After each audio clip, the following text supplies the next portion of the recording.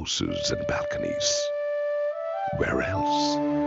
Not on earth, but in heavens are those of such elegance and girth.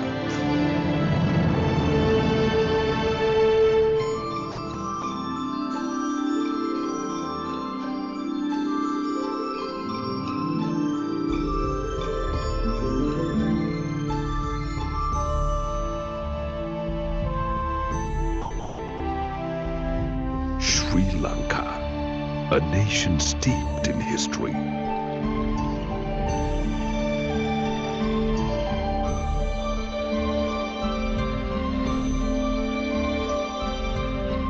A nation with incredible cultural diversity.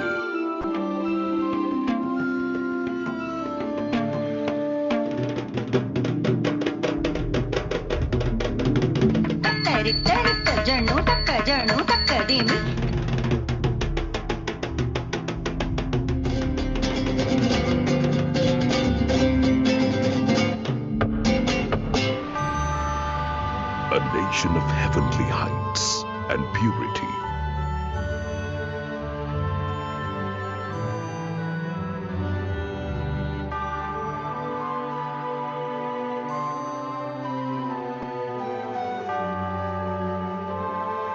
A nation of legendary beaches.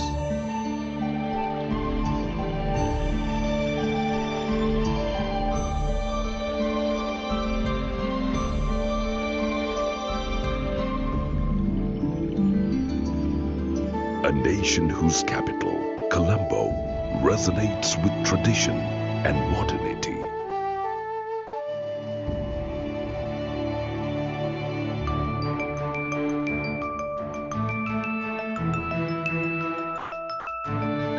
Occupying a pride of place in this unique nation and the city is the Open University of Sri Lanka, OUSL, Sri Lanka's premier ODL institution.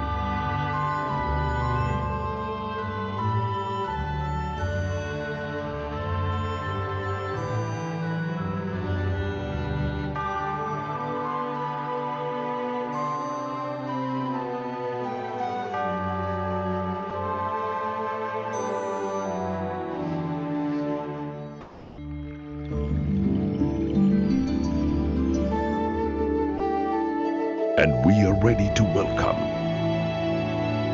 AAOU to Sri Lanka in 2020. Our venue is the Cinnamon Grand Hotel, which offers exquisite conference facilities, plus a blend of the global cultures. Our theme for AAOU 2020 is Opening Minds for a Sustainable Future, reorienting ODL to surmount challenges. With this theme, we intend to create intellectual spaces and opportunities for reflecting on the UNESCO concern of education as a means of sustainable development.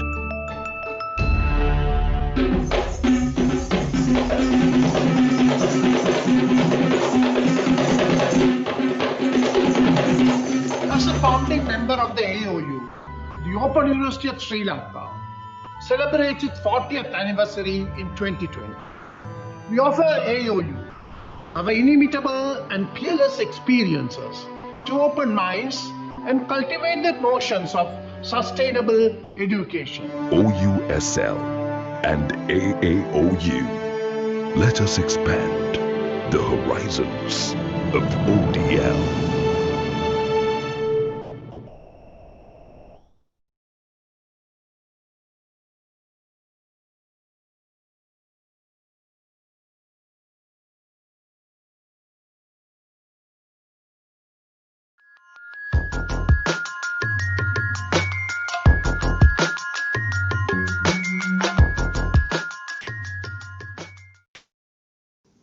Dear ICDE partners and colleagues, my name is Tore Njelsvik and I'm the Secretary General of International Council for Open and Distance Education, ICDE.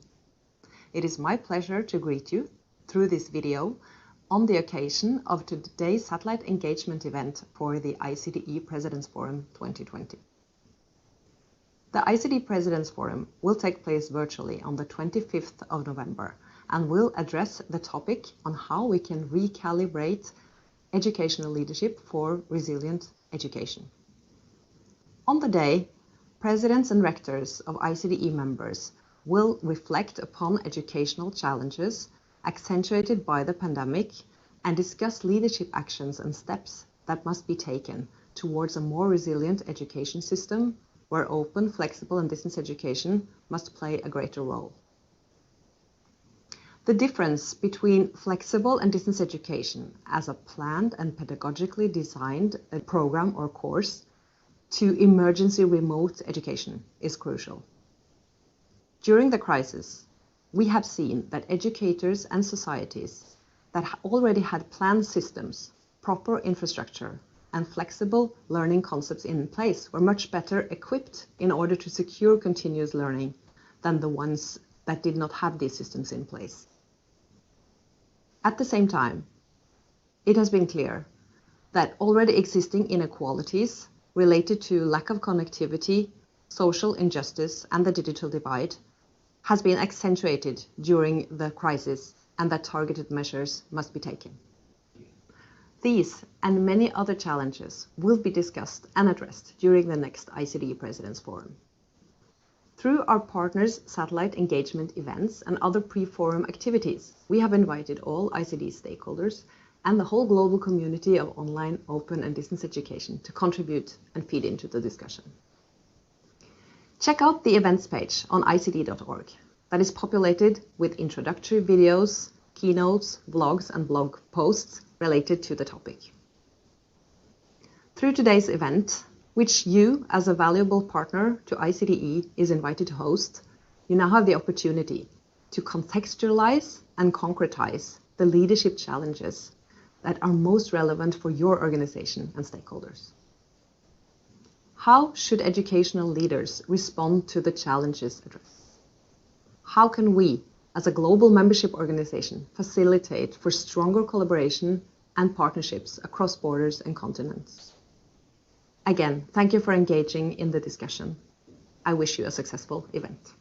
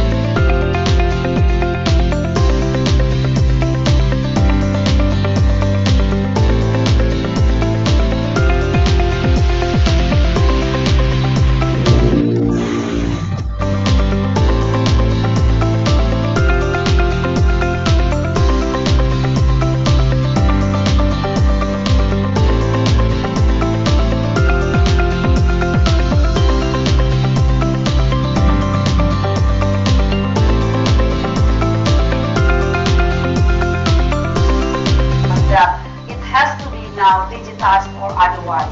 So OER should not only refer to digital materials that can be accessed online, but printed materials can also be OER if you are like distancing training. And it has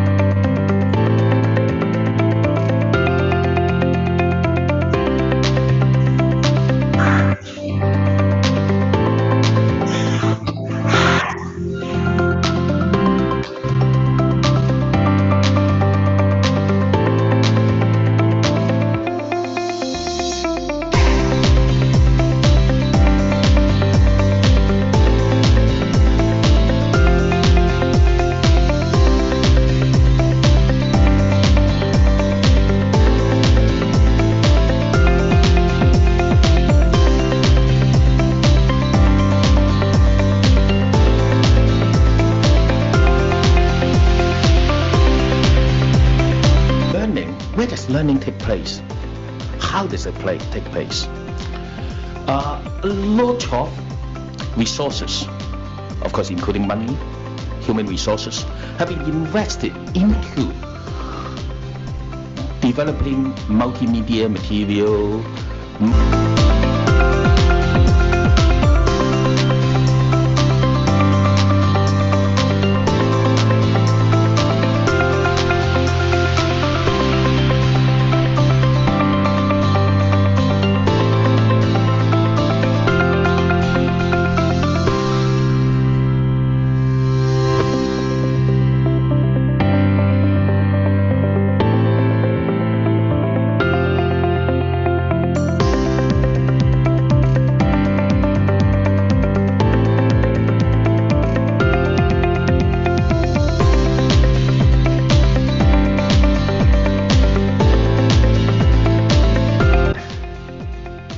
order to be successful, you need something called mental revolution.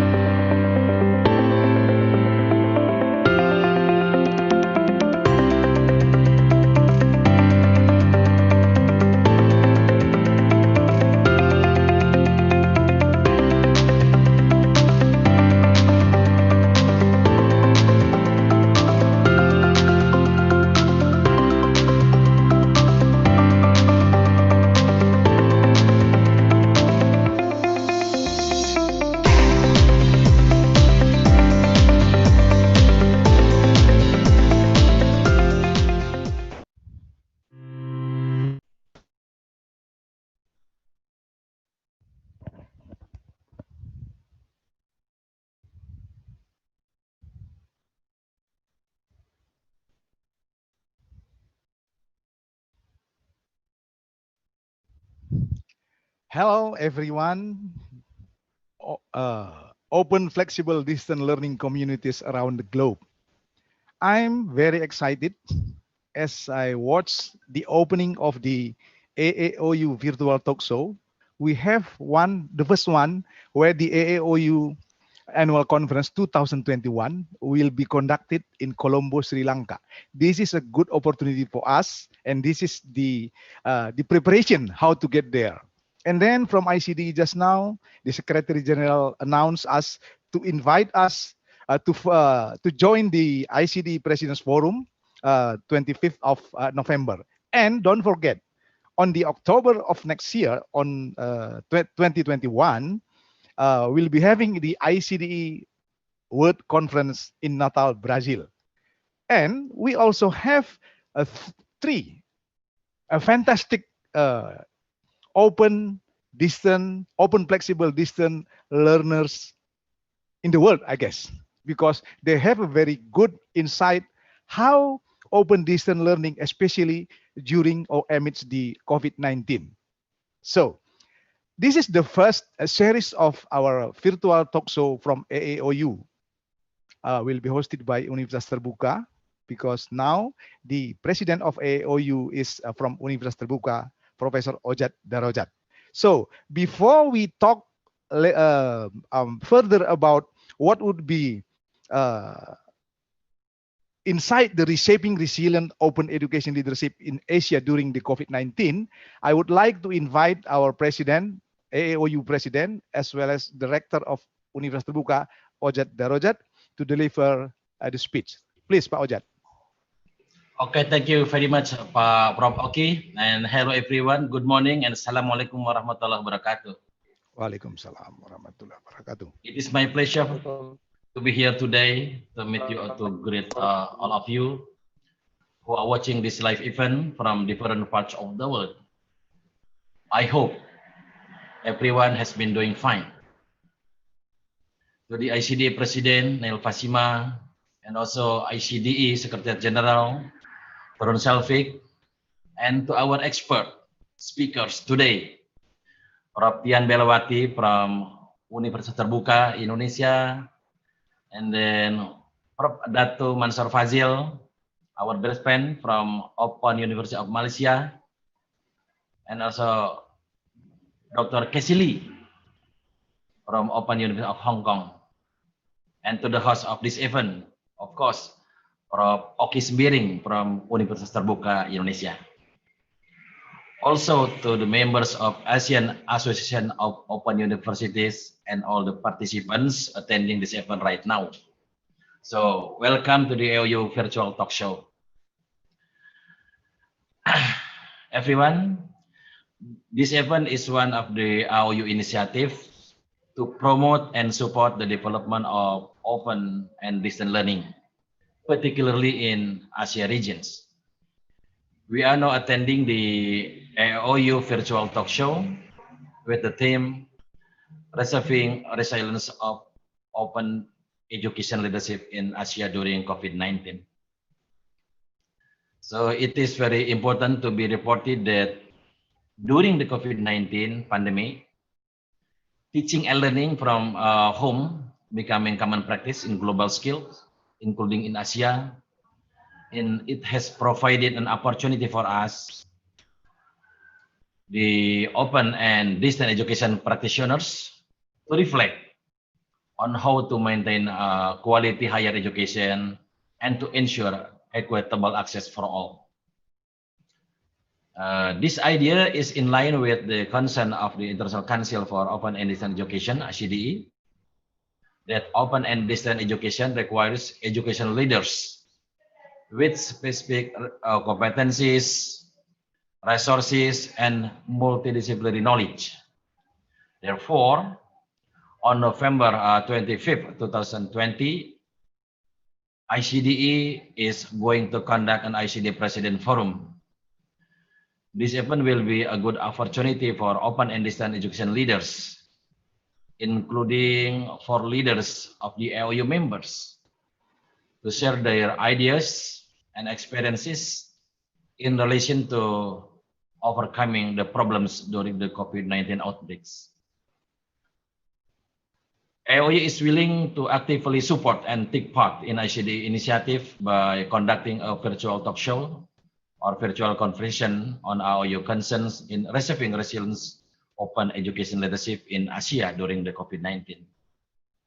The activity will present 3 experts from 3 different AAOU members institutions, which I have already mentioned recently. For your information, these 3 experts have been working in the areas of open and distance education for more than 3 decades, I think, if I'm not mistaken, as both leaders and researchers. And we all have a great expectations from their conversation today dealing with reshaping resilience open education leadership in Asia during COVID-19 pandemic. To meet the challenges from institutional, students, and government perspectives. We are also proud of having Pak Oki, Prof. Oki Sembiring, who will be responsible of being the host of the talk show and will lead the whole conversations. Thank you, Pak Oki. As we all know, Prof. Oki Sembiring has dedicated his knowledge, experiences in developing open and distance education through his research, papers, and publications. I strongly believe that the competition will give significant contributions to the development of quality leadership for AAOU members. It is also expected that these conversations can be used as a report and guide for reflections by registered delegates of the ICDE President Forum. At the end, to all participants, I thank you for taking your time to join our event. Please stay with us up to the end of this event to learn some ideas for maintaining better leadership in open and distance educations, particularly in Asia. Last but not least, on behalf of the good partnership that AAOU and ICDE have built, I will close these opening remarks by inviting of the rectors, presidents, vice chancellor of the ICDE members to also register and take part in ICDE President Forum on 25th November 2020. I will be there too, and it will be nice to see you all there. So have a great day all and stay safe. Assalamualaikum warahmatullahi wabarakatuh. Thank you. Back to Pak Oki. Yes, terima kasih. Thank you very much, Professor Ojat Darojat, the President of AAOU and also Director of Universitas Terbuka. So back to the hope from Pak Ojat that some of us who join this conversation of virtual talk show you are cordially invited to join the President's Forum of ICDE on 25th of November. And then take all of this discussion to be our thought for further how to have open and flexible distance learning as a tools, not as alternative, as a tools, or if you like, as a main tools to cope with our educational system because of the pandemic. Now, regardless of pandemic or not, we are happy. I am delighted to join with three fantastic and distinguished scholars. Pak Mansor, how are you? Long time no see. And also, hi, Casey. We only chat with emails and WhatsApp. But Ibu Tian, with Ibu Tian, I met at least twice a month. Okay, even though let's say the topics, the first one is in institutional challenges roundtable, student challenges roundtable as well, and government challenges. I would like to have another word instead of saying challenges or even threats. How if we say it opportunities, for example? So to make us all optimistic, how open, flexible distance learning would be as a great tools to overcome our educational system because of the COVID or beyond the COVID. So now I would like to inform you that we'll be having three speakers. First, we'll be talking about institutional challenges. The second one is student challenges. And the third one, government challenges. Even though Ibu Tian will be focused on institutional challenges and so on, but for Pak Mansor and for Casey, you may, what do you call it, intervene, if you like, as long as it makes all the discussion will be fruitful for all of us. So I would like to invite Ibu Tian. If I have a thought in mind, what would be opportunities institutionally for us as a practitioners or communities in OFDL, Open Flexible Distance Learning, in your experience as well as your prediction? Ibu Tian. Thank you, Gorky. Well, first of all, good morning, everyone. Casey, Pak Mansor, Pak Ojat, and everybody who participating in this talk show. I'm very happy to be here and to chat with you all this morning. So back to your question, Gorky, I think yes. We all agree that the pandemic, has, as you said, posed a lot of challenges for higher education in everywhere in the world. It has refilled our vulnerabilities, as higher education providers, but it has also served as extraordinary human resourcefulness and potential. I think we have seen during this pandemic that the dormant potentials of all professors in Indonesia in the face-to-face campuses just hatched, and then burst and bloom into wonderful players of online learning, if I may say. So I think for us who have been working in the distance education and open universities, this pandemic has been a blessing because we have been working, campaigning, promoting open and distance learning like for decades. Not to mention how we have been doing roadshow all over the world, but to me, the success that we have achieved is not as much as what the COVID-19 has given us within less than 1 month. How you compare the COVID and how you compare in terms of time when you said that 25 years, for example, in experience of Indonesia in open distance learning by the COVID? For UT to go into online education, it took more than 25 years since its establishment to the first time when we offered the fully online programs. But with the COVID, in less than 25 days, Okay. all the universities went online, like Yes. totally. So that I think has helped us to promote distance open education to a new different level. So it has helped us promoting what we have been campaigning all these years. However, it also gave us suddenly new competitors. Whether we like it or not, after this COVID-19, we really have to sit back and to see how far we are gaining competitors as well as we are gaining new partners in providing open and distance education to the masses.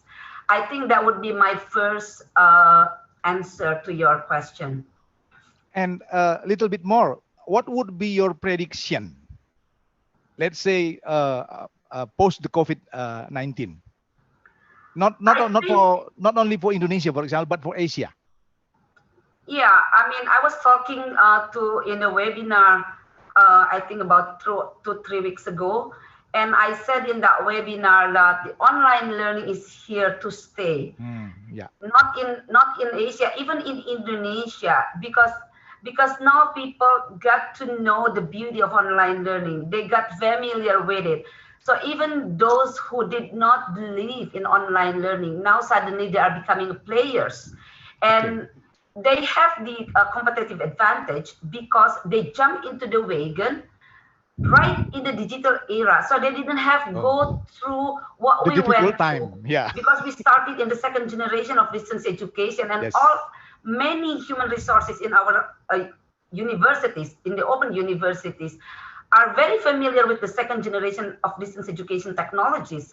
And our new competitors came into the wagon, jumped into the wagon already in the, Industrial Revolution 4.0. So they didn't have that baggage, they didn't have that comfort zone that many of us are like very reluctant to leave. So I think that is something that we have to look forward to. We have to reskill ourselves.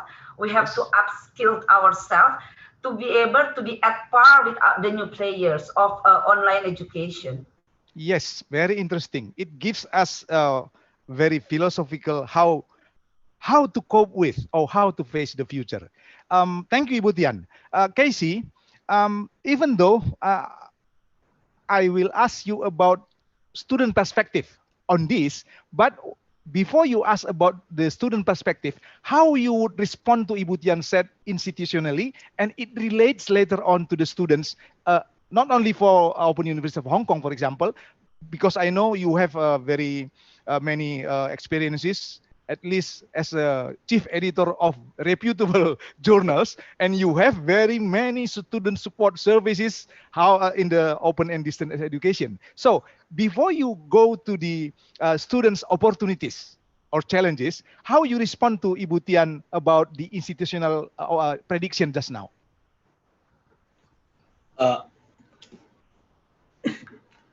Thank you for the question. Now, different countries probably have very different, in very different situations. In some countries, open education is given because of COVID-19. Everyone has to go online, and online learning is given the king status. So it's considered to be king, and everyone has to go to it. In some other countries, the conventional institutions, usually very strong institutions, they have got fully involved in online learning, and they have got used to it. They are expanding their online components.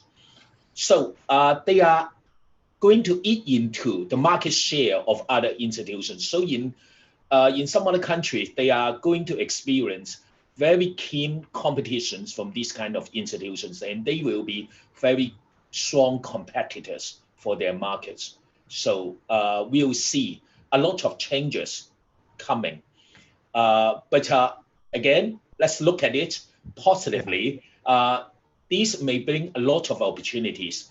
The most important is that we are strong enough to adapt to new environments and be able to change, adapt and keep ourselves strong in the new environment to make sure that we can deliver quality education in the new environment. And Casey, considering your last statement, what would be benefit or how student can have beneficial from this COVID if you see from student perspective, not from us as providers, for example? Because at the end, we have to go to the students, not to the institutional sides, right? Okay, please. I have to say that I'm not as optimistic as you. I see really a lot of challenges, and challenges somehow is a synonym, a word similar in meaning to difficulties.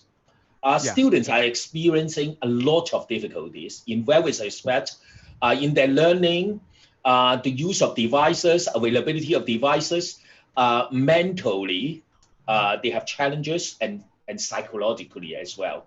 So we, institutions still have a lot to do, governments still have a lot to do to assist students to overcome these kind of difficulties. And of course, it is good opportunity for students to adapt to the new environment. Online learning is part of the future.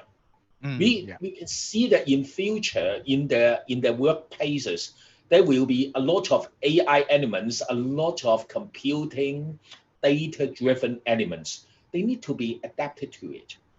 Yeah, so it is a good opportunity for them. Do you have any experiences or examples, for example, not in Hong Kong or in other place with open universities, how they intervene the difficulties of students from student sides? How the institution? Oh, there are many good examples. I will be talking about some of them. Now, say for example, when we need to do well in online learning, in conventional institutions, we have also been talking about catering for diverse needs. In online learning, quite often we aim at delivering a certain set of learning materials to students. But to cater for diverse needs, we should be giving students options, making a broad range of options available for students to go through the same learning the same target items through different learning modes. So different learning tools, different types of learning materials are made available. Some institutions have been able to do this. For example, in China, some institutions have been able to do this. And of course, this kind of development can be very expensive. And this calls for collaboration, partnership for open universities, for institutions to work together so that we can do well, deliver, we can work together to enhance the quality of our work. Thank you, Casey. Before I go to Pak Mansor, Ibu Tian, last time I heard that you have edited books, higher education, from our Director General of Higher Education. How you can supplement or give another good examples from student side? Well, I think Casey was right that students face a lot of difficulties in doing online learning. It's because, first of all, they don't have adequate internet connection, and second of all, they don't have adequate gadgets to do so. So many students are relying on a smartphone, or even maybe not so smartphone, and even for the connection, they're tethering to their handphone data connection. So, however, the survey that the Director General of Higher Education did, and we did, showed that although they face a lot of difficulty, Casey, in case of Indonesia, almost 50% of students, they said they would love to still do online learning after the COVID is over. Not for all the courses, for some of the courses, and not fully, but probably some blended. But they grow their love toward online learning due to its flexibility and richness in the materials.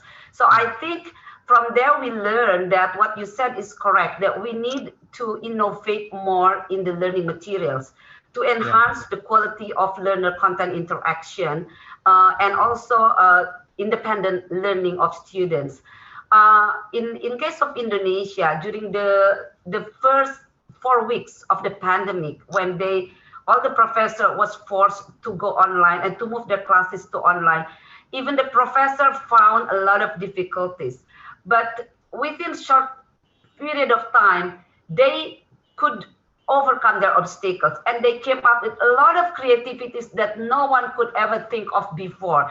And that show that, I think one thing that has been shown to us is the one that we didn't believe before the COVID, and that was that we can change. Yes. We thought the professor can never change, but the COVID showed us that they do change and they can change. And I think that is a big thing. Yes, yes. Knowing that we can change is a very good start for doing the change itself. Okay, thank you, Ibu Tian. Pak Mansor, I think you are not included in the unchangeable because I know you always back to the future. You go first.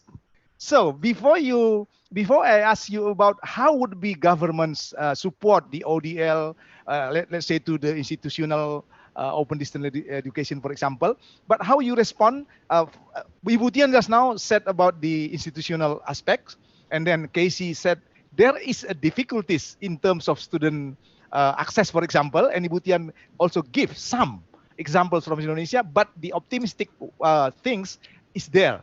Now, before I ask you about the government opportunities to hear, what would be your response to Ibu Tian and Casey, or Casey first? Thank you.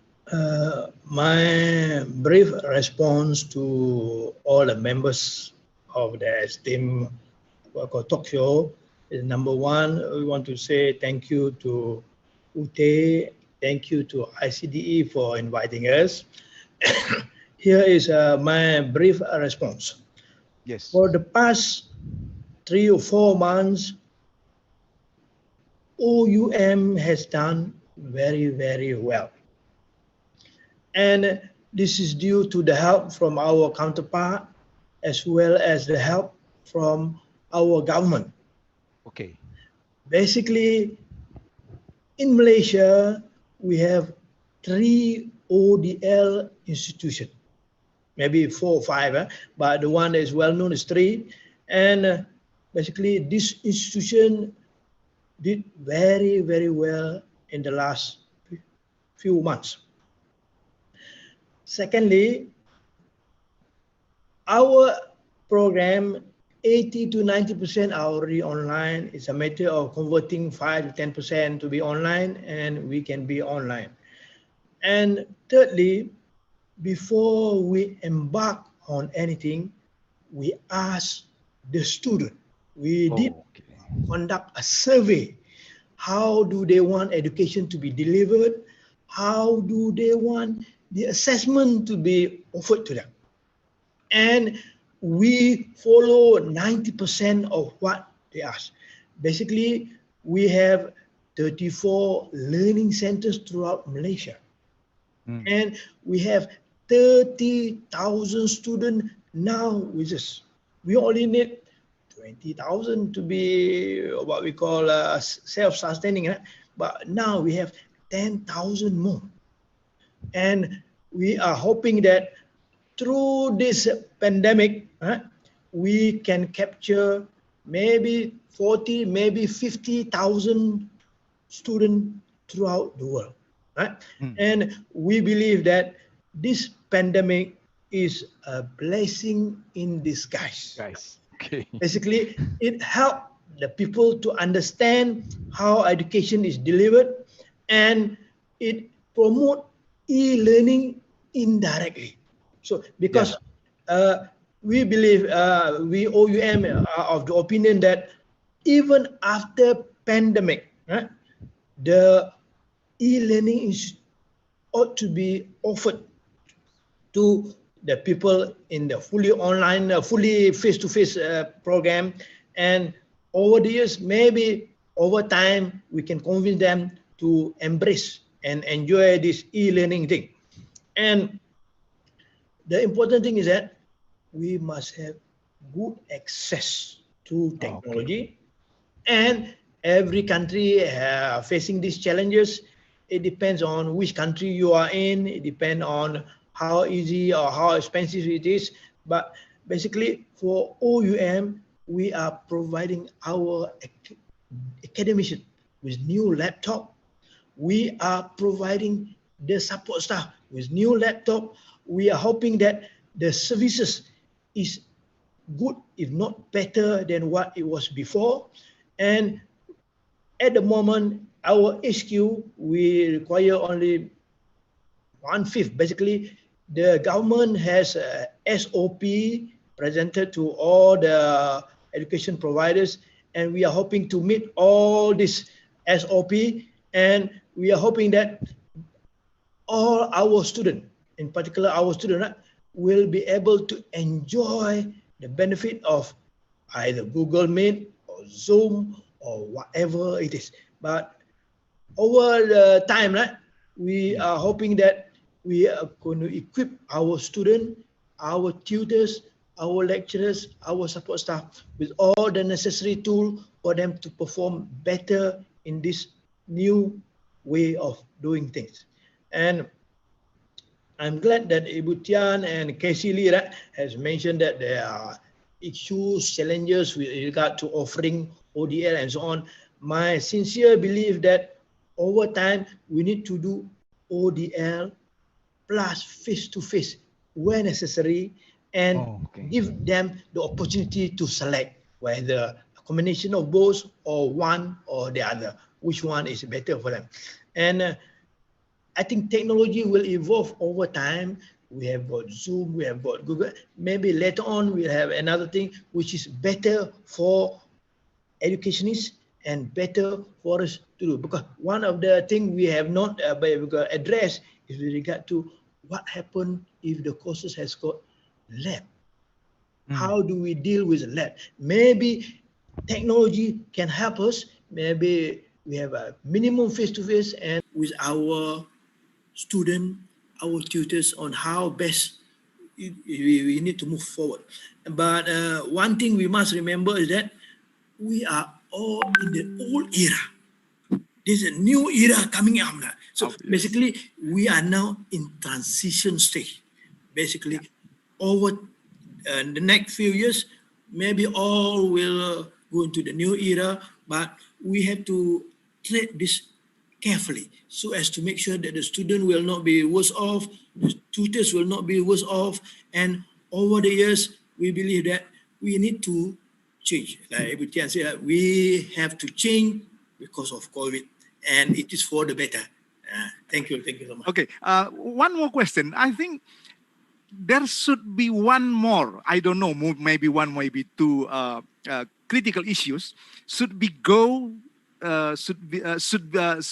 to government to make the online and the face-to-face just now for lab practice, for laboratory work, for example. What would be your suggestion here to be our knowledge? Yes. For my suggestion, in the years ahead, perhaps the face-to-face, pure face-to-face, got to include a bit of online in the learning, right? So that we can contain the course without compromising on the quality, which is important. And basically, we have experience with this thing. Over the time, our learning centers got to change, our blended learning got to change. Basically, the government, also the public university in particular, has got to change. Or instead of pure face-to-face, maybe face-to-face plus a little bit of online is good for them. And basically, how do you best leverage on technology to make the learning better and proper? Thank you, Pak Mansor. Casey, if you notice the last one for the laboratory work, I know in OU Hong Kong, for example, you have great examples for that. How you can share your experience for the laboratory work, let's say in the chemistry, for example, or other IT programs. And before that, how about the government support in your case?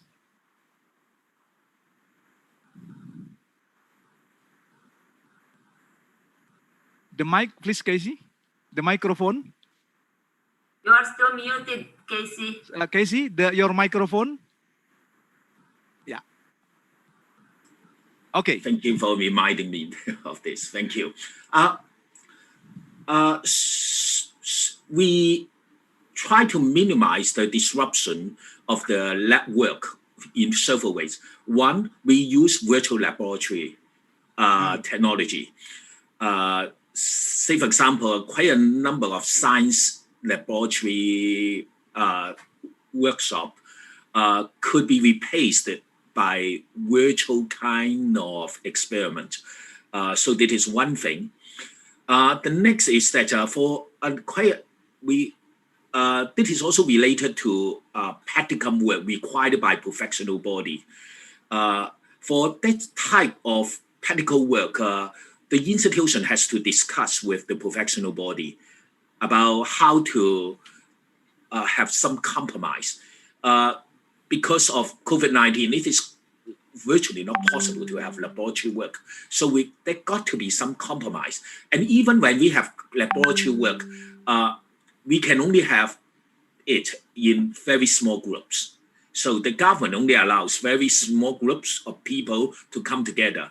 So we only allow small groups. So we speed up big groups into very small groups. And of course, this means a lot more resources, but this is something that we have to do. That is the next way. The third way is that we apply for various types of government funding to add additional resources, additional equipment, additional facilities to support our students. These are some of the ways that we have been doing.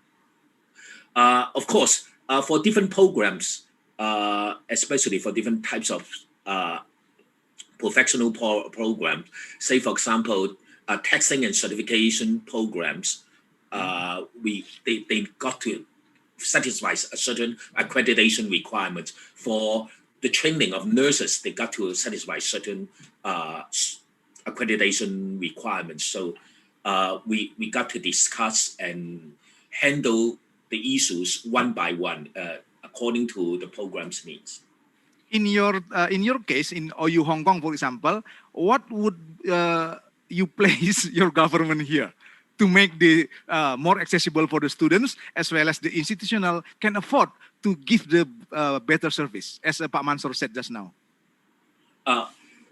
To us, money doesn't seem to be really the major issue. Okay. What is more important is to find out ways to solve the problem.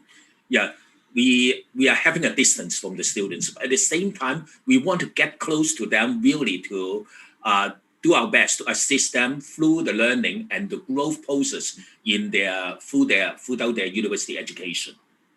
Okay, thank you, Casey. Distinguished participants, if you have any questions, you can go to the chats. We'll be having about 20 minutes later on about your questions, and then we'll ask our experts to answer that. But Ibu Tian, in terms of student number, Universitas Terbuka is extraordinary. Casey just now said that they must, it seems, to make in the separate and smaller groups when we're talking about the, let's say, study group or laboratory work. What would be your, let's say, suggestion for university like Universitas Terbuka, which has, let's say, 200,000, 300,000, or even more? Please, Ibu Tian. You mean related to practical work? Yes, yeah, laboratory work, yeah. Well, I think in our case, in our university, we, for a long time, encourage students to form study groups, which only consist of up to 20 people. And I think in certain study programs, such as in biology or chemistry or physics, the study groups is even smaller. And we have been developing virtual lab, what we call it dry lab, which basically are simulations of practical works to prepare students to do the real practical works when they go to the web lab. So during the pandemic, I believe we are capitalizing on our dry lab or our virtual lab. But I believe that as the pandemic is, getting better. I mean, hopefully by the end of this year or early next year, we would have some vaccine for us, and then we could then reapply the practical work where we ask students to go to the nearby laboratorium in their areas after doing practical practice using the dry lab. So I think the time that we lost for this real practical work is only these 2 semesters. And I believe by next semester, Universitas Terbuka will be able to reenact whatever that we have been using for practical works. Yeah. Okay, thank you, Ibu Tian. Pak Mansor, I noticed, maybe I'm not wrong, that you also have foreigner students. Not only in Malaysia, and they are not Malaysians too. So I mean international student around the world. Before the COVID and after the now we are in the amidst the COVID, what is the difference in terms of your support to them? Basically, Pak Gorky, we have students in Vietnam, in Ghana, and so on, right? So basically, most of we rely on our partner. Okay. The partner is an established institution in the country, and the student register with the partner, and we provide help and support to the partner. And currently, those are not okay. Basically, most students do online, and we do have they can register online while but we are mindful of the fact that we have to go through our partner, and hopefully after this COVID we can travel, because now we cannot travel anywhere. Hopefully after the COVID, right, we can travel and we can make education truly accessible to most people out there. Thank you. And then I am interested when you say to make learning or teaching or access even better. Now, if you compare, in your experience in OUM, for example, if you compare right after the COVID, let's say March or April last month, the last March, April, and now to approach the next year, what would be the jump you need so that we don't find any troubles in serving the students? Basically, we have enhanced our data center with computers and so on. We have given laptop to our academic and our support staff, and now we are thinking perhaps making the accessibility more accessible to our students. Basically, we have conducted a survey. Most of them has got 2 handphones and so on, but basically we have to make sure that they get access to quality education at affordable cost. And basically we have to think of ways how to make them accessible. They can use their handphone, they can use their laptop. Basically we are turning our learning center, instead of having a face-to-face at the learning center, maybe our learning center become a support center. They can go there with good internet access over there. And hopefully over time, more and more people will be what we call easily can be, they find that the education through e-learning is effective, but we realize that we have to have a bit of face-to-face in order to make the whole thing more effective, because we are in the transition phase. I remember the last statement from the second round of Ibu Tian. We have to upscale internally, institutionally, and also personally. What is your strategy in your institution, and what would be appropriate to another institution, for example? Basically, to provide quality education, you need a combination of both. E-learning as well as face-to-face, but perhaps less and less face-to-face and more e-learning as we go over time. That's my thinking. Okay. Casey. Gorky, I in fact have prepared a PowerPoint for today. When I first learned of having 20 minutes, I prepare quite a number of PowerPoint slides. I'd like to go through some of them. Some of them might be useful for discussion. You are okay. Yeah, yeah. you are okay. And so I it share makes clearer. my Yeah. You may share Thank you with very one. much. Okay. Hope you can see it now. Yeah. Okay. I'd like to very quickly go through some of the points. That is probably not enough time for me to go through the whole PowerPoint file. But I really congratulate the organizer for choosing the topic, Reshaping Resilient Open Education Leadership. It's highly focused. It's not only about ODE leadership, and it's not just about reshaping, it's also about resilient. For resilient, we probably, we are not talking about this kind of being resilient, being strong. We are not talking about having a miracle. In our situation, we are not talking about springing back into shape either. We know that situation could be quite different after the COVID-19. So more and more we are talking about going into a new ecosystem.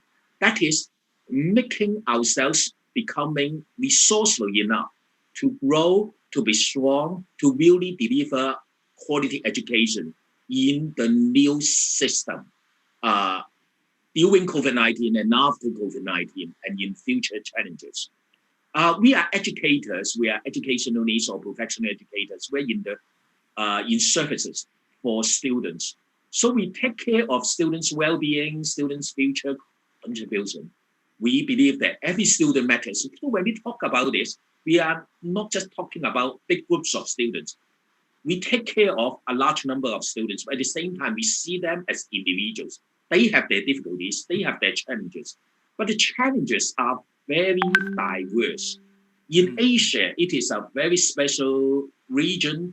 The situation could be very different. In different cities, even within the same country, the situation could be quite different. Now, the question given to me also talk about, that is a timing issue.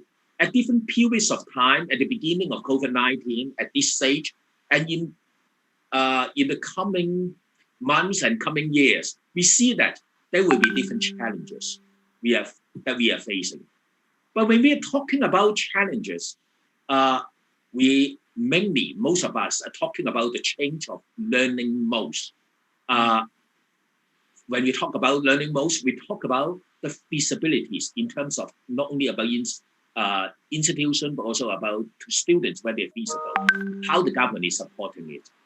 We are talking about the disruption, how we could minimize the disruption. All these, our focus is on learning effectiveness, learning efficiency. But to deliver quality education, we don't just talk about learning. We take care of our students as a whole person.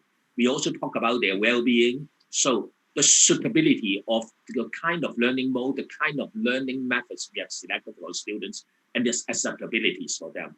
So the sudden shift to online learning pushes us to consider all these seriously about device availability. This is related to course, about functionality, about connectivity of the internet, digitized content, our soft skill, our student skills. There are a variety of changes. In Asia, like most other parts of the world, we are very much affected, though there are also territories that are very much unaffected, like Taiwan, very much unaffected by the COVID-19, but most regions are badly hit. Take Hong Kong examples. I mean, different parts of the world have very different, are suffering from very different impacts. In Hong Kong, I just call you one example, very special example. The living space in Hong Kong are very small. Somehow, every group of window you see in the picture here, that it is one family already. So a lot of people are staying in a small flat. In Hong Kong, the per capita living space compared with many other major cities, we suffer from having much less. So finding a place to study in Hong Kong is difficult. The same for our much less. So finding a place to study in Hong Kong is difficult. The same for our South. Probably you are not aware of this. Even for staff, if they need to teach from home, there are other family members in the same flat. It could be inconvenient. That is why quite a number of staff members come back to the campus to deliver online teaching. So we have been doing quite a lot. But could we do it in a slightly different way if we are aware of the pandemic? Probably we cannot change what has been done, but we can look ahead. We are facing COVID-19, but there could also be, even when COVID-19 subsides, there could be COVID-21, COVID-22. Oh, so, no, please don't. Yeah, certainly not. But we need to be prepared. So institutions have been doing something. Take my institution, for example. All our classrooms are now HyFlex ready. So that is, students can attend the class. At the same time, students in other parts of the world and in other parts of Hong Kong, they can interact together. And the lesson is recorded. So students who would like who prefer asynchronous learning can also have it. But this is very demanding on staff. We have upgraded our staff's devices. We have a large number of professional development sections. We also organize student activities, both on-site and online, to cater for their diverse needs. Many of us used to talk about resuming normal, but we have mentioned quite a number of times that the future may not be the same. If yellow represents online learning and green represents face-to-face learning, probably in the future, there will be much more online learning. The world will be quite different after COVID-19. Tian just mentioned that students love the online learning, the flexibility of it. We are experiencing this in Hong Kong too. We are quite a number of staff are working hard to attract students back to the campus when the COVID-19 situation subsides. But it's very difficult because a lot of students have experienced that they prefer to have it through telephone, through conferencing, video conferencing, through Zoom. I'm not going through everything, but that is a lot of material around.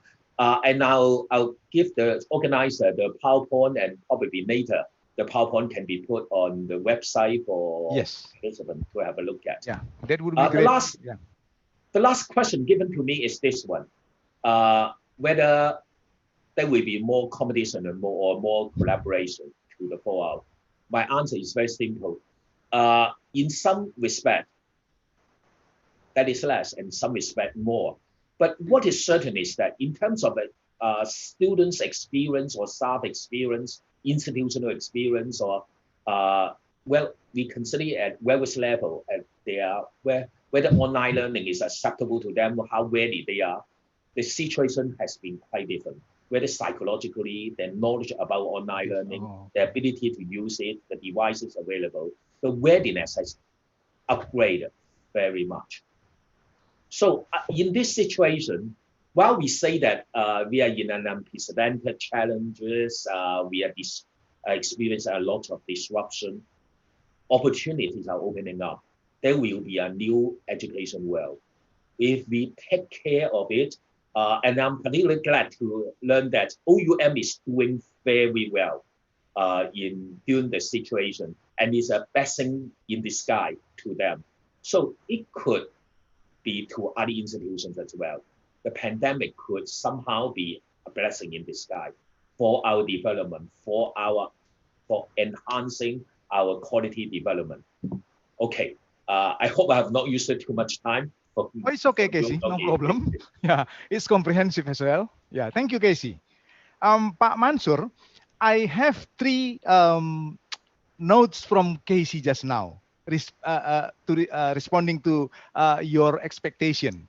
There is words, I think that's good, HyFlex, hybrid flexible. That's the first one Casey told us. And then the activities should be on-site and online. And the other one, collaboration. You said partnership.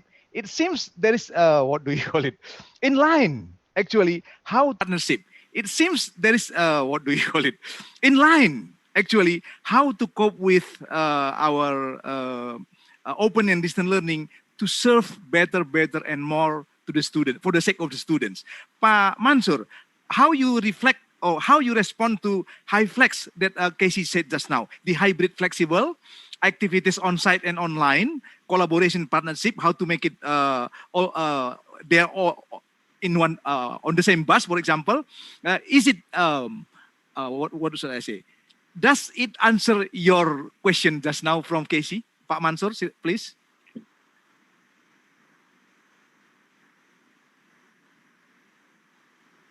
Yes, the mic is open. Yeah. All the question thrown by my colleague Lee and also Tian, all are good question, and basically answered most of the question. Basically, we are unique because in Malaysia, our ODL is all private. Oh, okay. Public, basically in Indonesia it's public, in Hong Kong maybe private, semi-private, whatever it is, but we are private.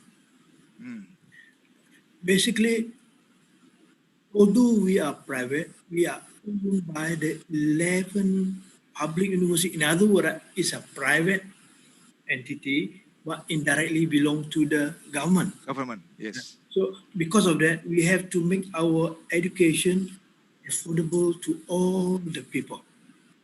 And we have been doing that. And basically, the people require good quality education to be delivered to them either through online or Blender or whatever. Right?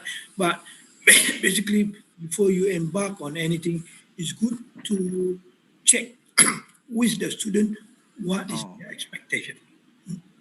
In that way, whatever you do won't go wrong in a big way.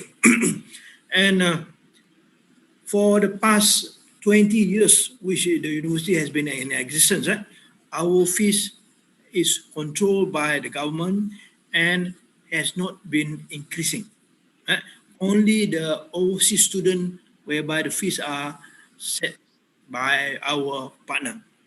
And basically, over the next few years, we expect more and more students will embrace ODL, and basically, this is the way to go. Basically, way forward is through ODL, nothing else. And we find that even the normal face-to-face traditional university and so on, they have to embrace ODL, no choice. It's just the level or the amount of e-learning and the amount of face-to-face, they need to vary to suit the requirement of the student. And basically, in the long term, we feel that somehow or other you have to incorporate ODL in your institution. It is the level of ODL that you need to consider. And over time, I think our technology will get better and better. And each country, the technology is different and so on. Right? But basically, when we incorporate technology, when we use technology in our e-learning, right, we must also think of the people who's got no access due to technology. Not because of their fault, because of the company's fault and so on. Right? So hopefully, we provide technology, most probably 80-90% through online learning, but basically we have to provide another 10% through ODL, but add another way that overcome the current, what we call limitation of the technology. And it depends on country to country, but over the years, each university got to have e-learning and face-to-face, and variation depend on each country. Thank you so much. Yeah, thank you, Pak Mansor. We still have about 10 to 15 minutes. Ibu Tian, you have one question, but before I read the question for you, maybe you have a response to two things, two notes from KC. Hybrid, flexible, activities, student activities on site and online. And the last, Pak Mansor, there is 10 to 20%. In Indonesian context, maybe more than that. If you go online, totally go online, will be have what do you call it? Constraint for the students of the society. What would be your response to this last phenomena? I don't know if I can answer that. I mean, what is that? Hybrid flexible. Yes. Hybrid flexible rooms where, you know, you have like learning facilities that can be used for online and offline meetings. Is that what you mean, Casey? Yeah. Yeah, I think, well, in our case in Indonesia, we don't have that many meeting rooms for students. We only have very limited tutorial rooms for students in our regional offices because our face-to-face tutorials were conducted in our partner institutions using like regular school classrooms, which are not being used during the weekend. So if we have to equip their rooms to become hyper flexible rooms, I think that would be very costly for us. But I think what we have been doing during the COVID-19, for example, because we have regular face-to-face meetings with our students in the elementary teacher training programs, which are conducted usually 8 times per semester. And during the COVID, Prof. Ojat has replaced totally that face-to-face meetings with the webinars meeting using Microsoft Teams. And it seems to work very well and well accepted by the students. So probably what we have to do, instead of having a hyper flexible physical meeting rooms, perhaps we should strengthen our online meeting rooms. And Universitas Terbuka has also established virtual reading rooms for a long time, which can also be probably enhanced to become for not only for reading rooms, but really to have a chat rooms online or synchronous chat rooms where tutors and students can really chat in the personalized small group of chatting rooms. I would think that would be more suitable for Indonesian case because of the scale and you know the spread of the demographic situation. And in terms of what was the question? Second question. On-site and online activities. Yeah, I think that would be both. That would be a similar response from me. And the third one from Pak Mansor was that. How the partnership? Well, Universitas Terbuka was designed to work with partners. It was not designed to be an independent institution. And we will not be where we are now without partners because, as I mentioned, for example, 75% of our course authors are professors from other universities. Almost 100% of our tutorial and exams locations and centers belong to our partner institutions. The free internet connections that we provide for our students also provided by our national telecom companies, which is in collaboration with us. So partnerships is the baseline of our operation and also the philosophical foundation of our establishment. And I think that it will stay that way until the future. And in terms of, I want to go back to the question, you know, whether we have more collaboration or more competitors because of the pandemic. I think we have more on both. We will be having more competitors, yes, but we also get more partners. Our Director General of Higher Education in Indonesia has 2 phrases, you know, as the blessing of this pandemic.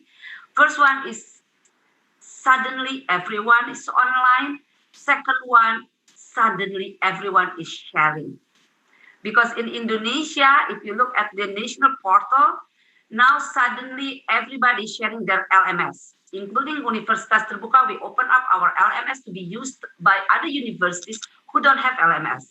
And we open up all of our digital materials. Prof. Ojat made it available to everyone in Indonesia for free. And not only Universitas Terbuka, but also other universities.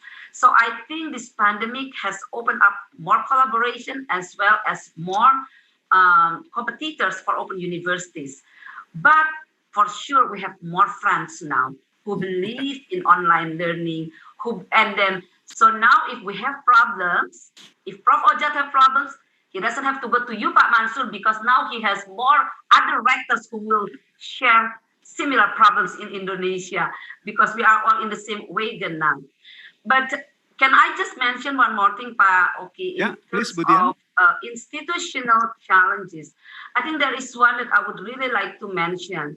You know, the World Economic Forum just released its latest report about the jobs that would disappear, in a matter of weeks. But there are also more jobs is going to be created, new jobs that we don't even now know, also within weeks. And that really needs reskilling and upskilling of the workforce in the field.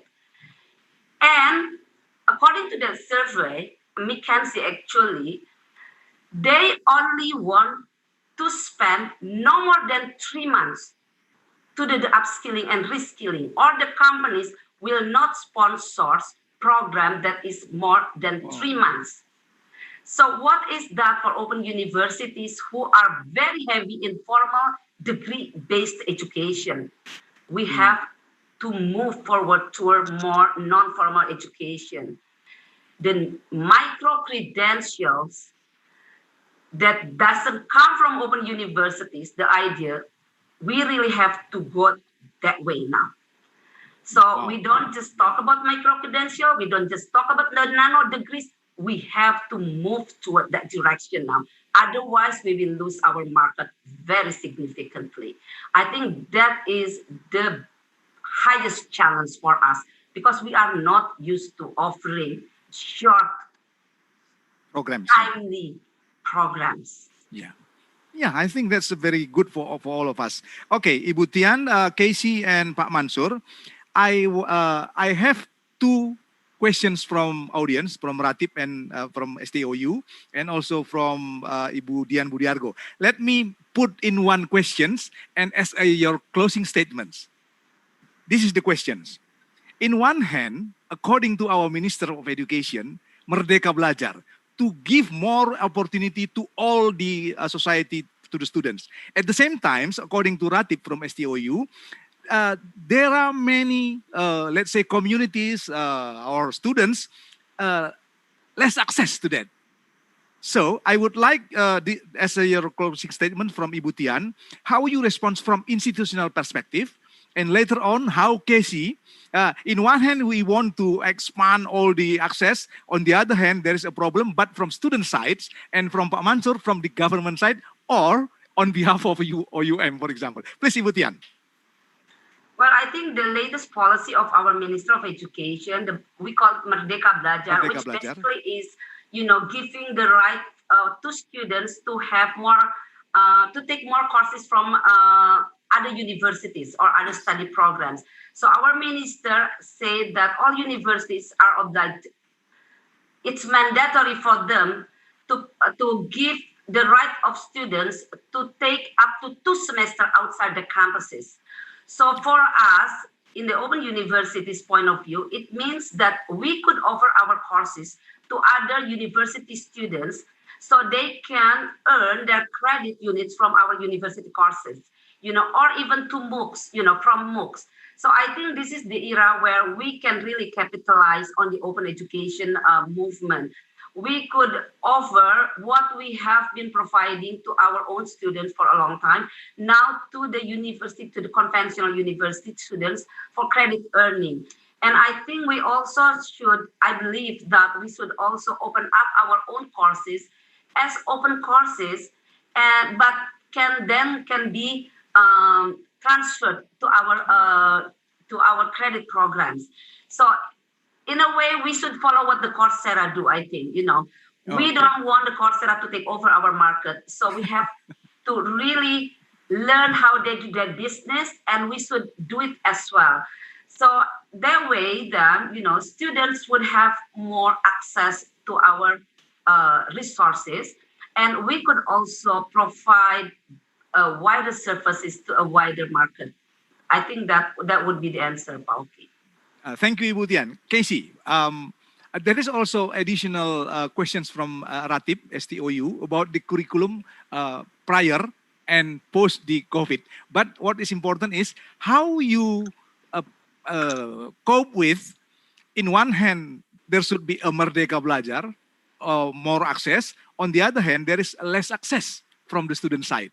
Please, Casey. I would repeat one important and a very strong point with the experience from OUM. That is, have students' input, respect their views. In the education field, especially in China, I've got quite a lot of teachers, professors. I've got the impression that students can't provide input on how they should be learning something. Teachers are knowledgeable, or it should be teachers to decide the course. But teachers have the subject matter knowledge. But how to go about the learning, students normally have their own view. They have strong feelings about how they should be going about their learning. So have their input, allow flexibilities for them would be a key to success.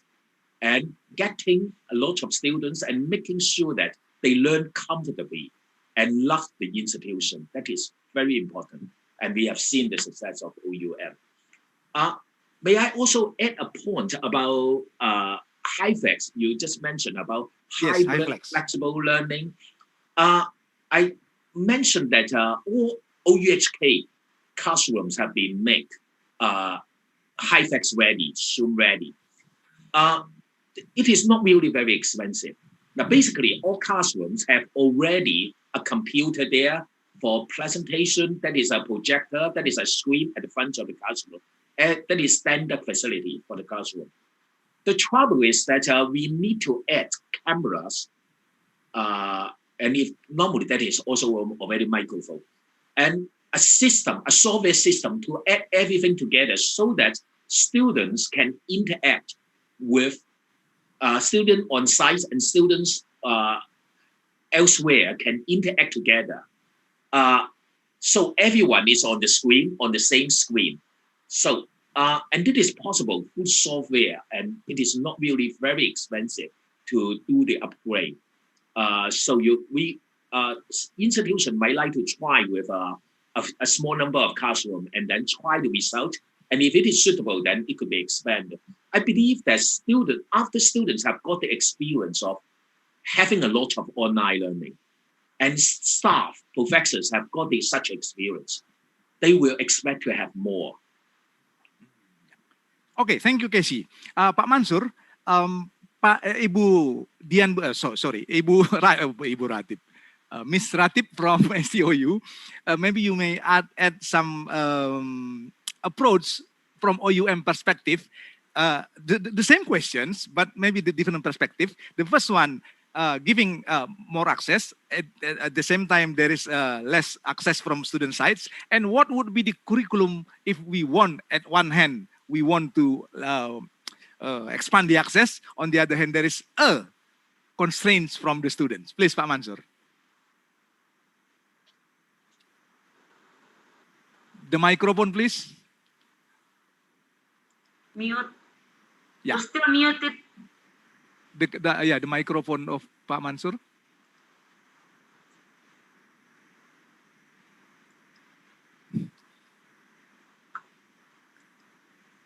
I think you, Secretary? Yeah, okay, now, yes. Basically, first, I would like to say that as far as the vaccine for COVID-19, we expect by middle of next year, we should be able to get somewhere, and hopefully by end of next year, all of us will be vaccinated. That's my first comment. My second comment is basically we have to look the content, interactive, engaging, and interesting for the student. Otherwise, no point doing it. And my third comment is basically what sort of workers are the industry looking forward to in the future? Uh, I strongly support the idea that we need to have micro-credentials. Basically, people who enroll in the program 2-3 months can get the certificate, whatever it is. Right? But basically, maybe over the next 1 to 2 years, our master PhD are of no value. The one that is more valuable is the one that is offered by short courses or micro. Basically, they have the skill that the company wants, the skill that the car industry wanted, and basically over the next 2 3 years, maybe we want to have a company that specializes in this short skill program, and basically most of the industry out there, they want people who can talk, who can communicate, who have got the necessary financial thing and basic common sense. And basically based on our experience also in learning, right, you don't need 4 or 5 years to learn. Maybe 3 4 months is good enough. So basically in the long term, we need to do some reskilling of our people out there, and Open University or ODL institution can play a positive role in giving the skill needed by the industry out there. Thank you so much. Yes. And Okay. before I forget, congratulations on your appointment. Okay. It seems that we have to finish the conversation.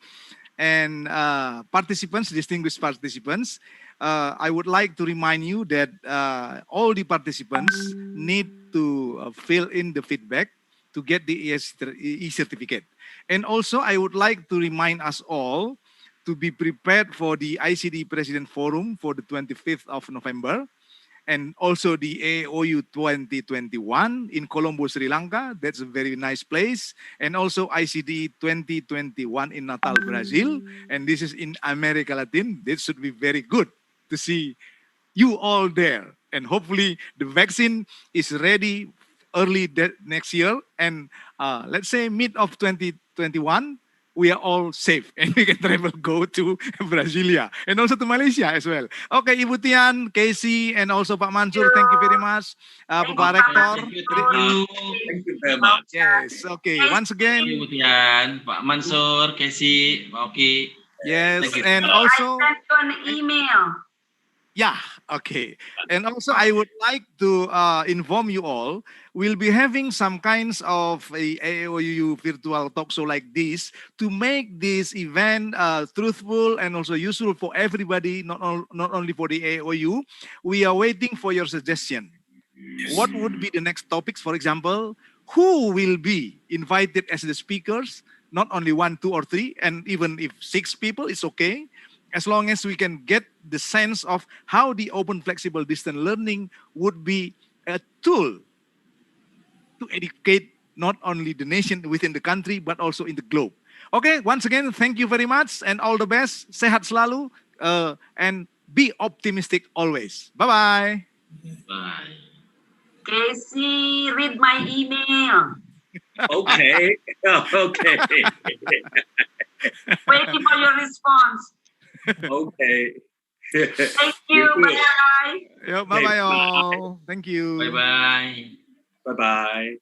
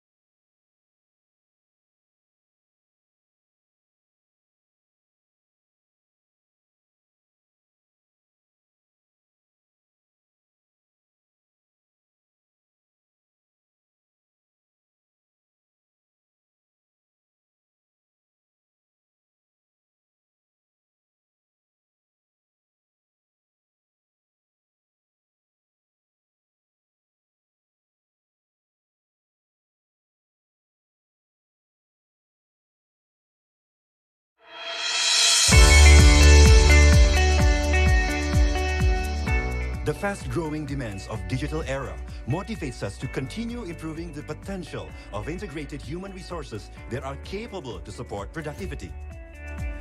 This vast and rapid development needs an effective and modern learning solution that can keep up with the routines of today's society. A facility that can cope with the limitations of space and time. For many people, both limitations pose as major problems in developing themselves and enhancing their career in digital era. In the end, those problems will impact their lifestyle. Universitas Terbuka is here to answer those problems by applying an open and distance learning system. A system that has proven effective in increasing the coverage and equal distribution of excellent higher education for all elements of society. Our learning system.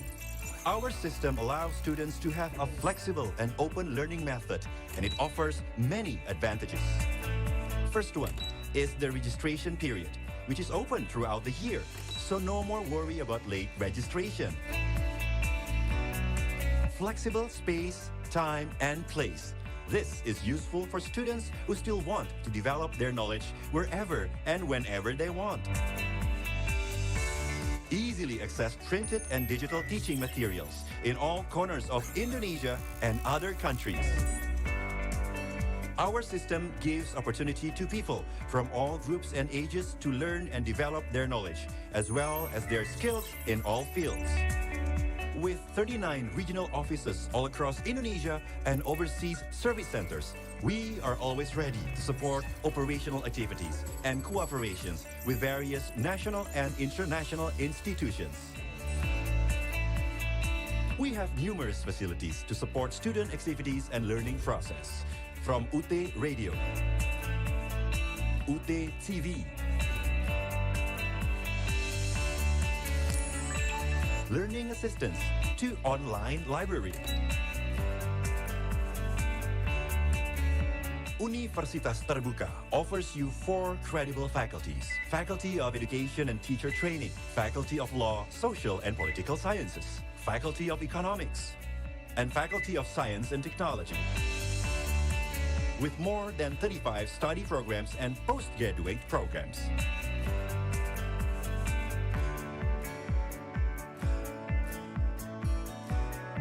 Universitas Terbuka, making higher education open to all.